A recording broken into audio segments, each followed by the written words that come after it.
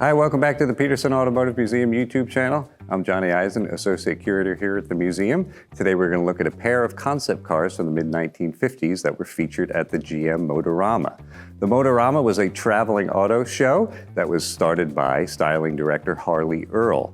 GM would take a bunch of concept cars and travel around the United States to show them off to people to give them an idea of the future of General Motors. Harley Earl was probably one of the most influential car designers of the 20th century. He actually started the idea of having a design department in an automobile manufacturer. Before the war, the Second World War, most cars were designed by the engineers, and early cars, as we know, were really function over form. Harley Earl, starting in the 1930s, decided that cars were works of art and that you could design them by people who knew design. So many of the Motorama cars were very futuristic, or glimpses of future decades. We saw smaller sedans, we saw cars without a lot of chrome, cars that really predicted the 1960s. The two cars we're going to look at today weren't looking quite as far into the future. This is the 1953 Buick Wildcat. This is a two-seat, kind of a sports car from Buick. In the 1950s, Harley Earl had the idea, because of the increased popularity of sports cars in America, that each GM division should have a two-seater. And this was Buick's entry. Obviously, this doesn't look like what we think of as a sports car today, but for the mid-1950s, and for a company like Buick, this was a sports car. Now, this car is made out of fiberglass. It's based on a production Buick. It features the 188 horsepower, 5-liter Fireball V8. So it did have some get up and go, especially for the time.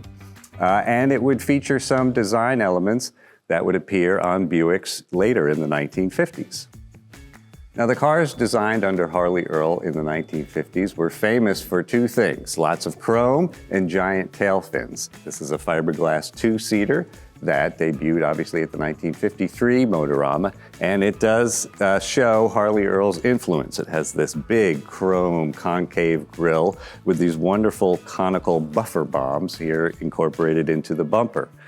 This car doesn't have the biggest tail fins because we're 1953, we're not in 1957 like we know with the famous 57 Chevy, but this car is really a testament to Harley Earl's philosophy.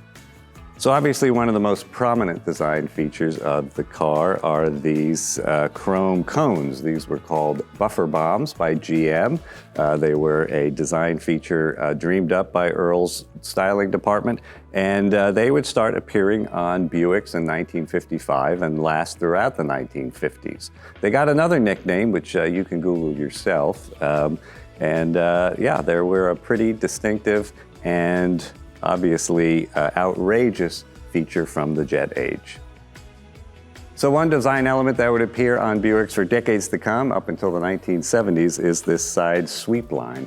It's really quite elegant and is fairly restrained. Most of the time when you see chrome elements on cars of the 50s, they're big, thick pieces of chrome. Here we have a nice thin line that just runs down the car. It kind of accentuates the length and lowness of the car. Harley Earl loved his cars to be long and low, starting with his famous concept car, the Buick Wide Job of the 1930s, and it carried over into many of the dream cars of the Motoramas of the 1950s. The most distinctive part of this car is obviously this rear end, which has some really unique design features, these kind of center fins here. You've got the beginnings of fins on the outside of the car with these wonderful integrated tail lights. Most of the dream cars weren't credited to a particular designer, so we don't know who really penned this car, but we do have a rendering for a possible Chevrolet dream car that has a very similar rear end that was designed by Carl Renner, who was one of Harley Earl's favorite designers in the design department. And usually with the Motorama cars, the designers in the styling department would produce hundreds of drawings, and pieces of one car may be combined with pieces of another car to create these cars. Now, we also see these integrated tailpipes, which is really a sports car feature. We've got a huge trunk back here. This car did have a top, which would fold down into the body itself and hide away. And also uniquely, there's a rear hood ornament. I think one of the only cars I've ever seen with a hood ornament both in the front and the rear.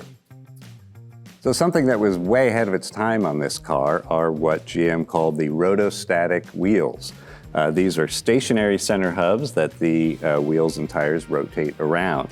On the front of the hubcap, we have a vent for cooling the brakes. And this was an idea we see today on a lot of high-end cars that GM developed almost 70 years ago. Uniquely, these hubcaps, which do have this front part cut out, when this car was found by the owner, Joe Bortz, he only had 3 hubcaps, so he had to get a 4th one made. And the fellow who reproduced the 4th hubcap actually used a Weber grill, which had the same size and kind of shape as these hubcaps. And he did such a good job that we're actually not sure which one of these hubcaps is actually a Weber grill. So this car features its original white wall tires. The popularity of white walls really reached a peak in the 1950s.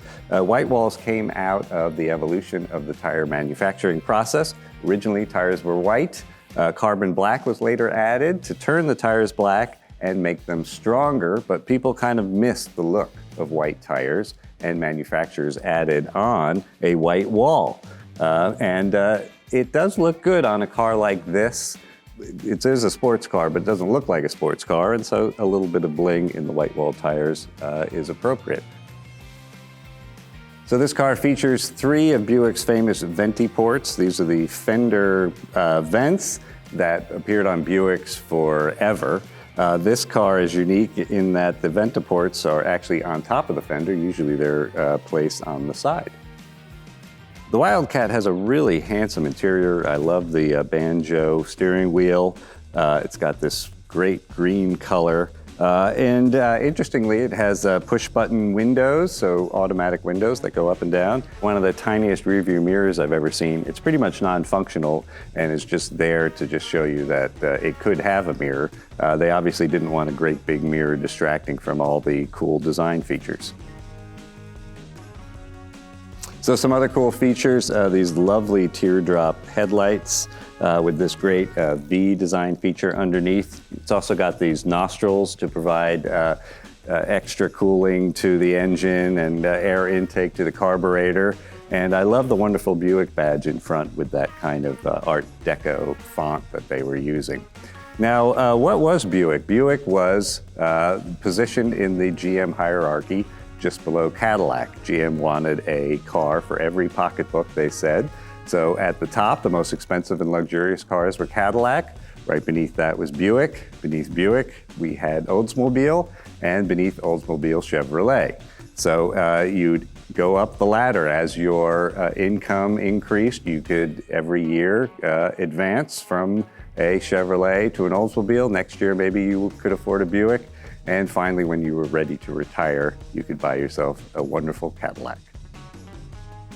All right, so one GM division I didn't mention was Pontiac. Pontiac was interestingly positioned between Chevy and Oldsmobile, but I could kind of see them as on the same plane as Oldsmobile. They kind of existed in their own world. Later, they'd be known for performance cars, but at this time, they were known for fairly dowdy, everyday cars.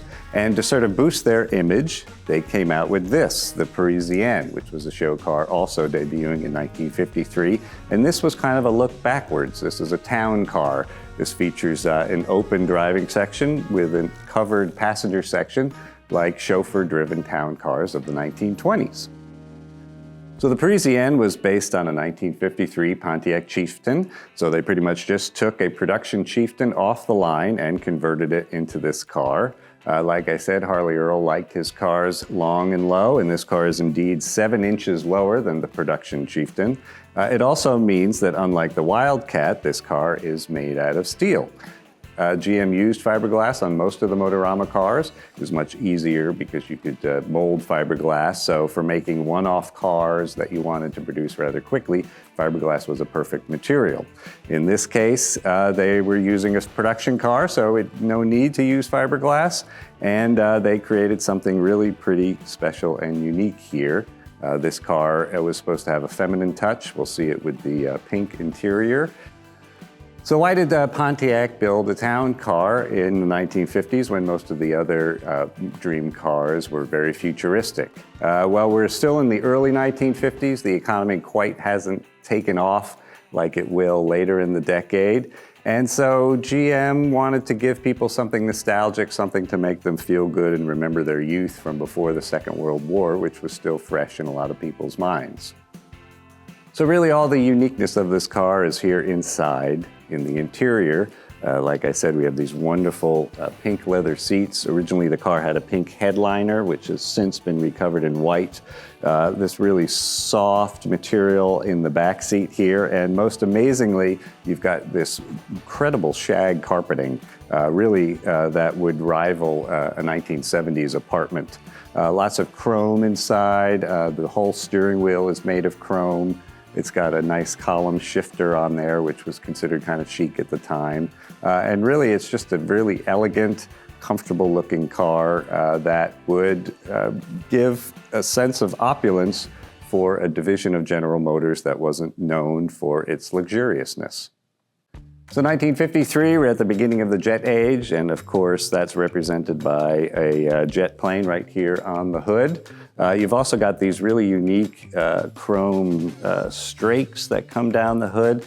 They remind me very much of a mid-century refrigerator, and indeed GM owned Frigidaire at the time and were displaying their appliances at the Motoramas.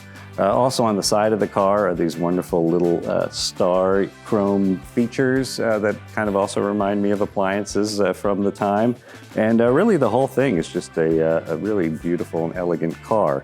Under the hood, we had a standard inline-8 Pontiac engine, 4.2 liters, 122 horsepower. This is a big, heavy car, so that was probably just enough to get it up to highway speeds. But of course, it's a town car. It's not meant for performance. It's meant to be seen in, so you didn't really want to go all that fast. So in contrast to everything going on inside the car, the rear end is actually rather plain. You've got very simple taillights here, barely even a badge on there. It doesn't say Pontiac anywhere. And showing how a lot of elements were recycled. If you go back and look at our LaSalle video, you'll recognize this rear window is very similar to the LaSalle sedan. So GM would often recycle these dream cars and show them at several different years during the Motoramas. The Parisienne actually was shown in both 1953 and 1954. In 54, it got a new paint job, which was a light blue color. When the owner restored the car, he restored it to its 1953 configurations.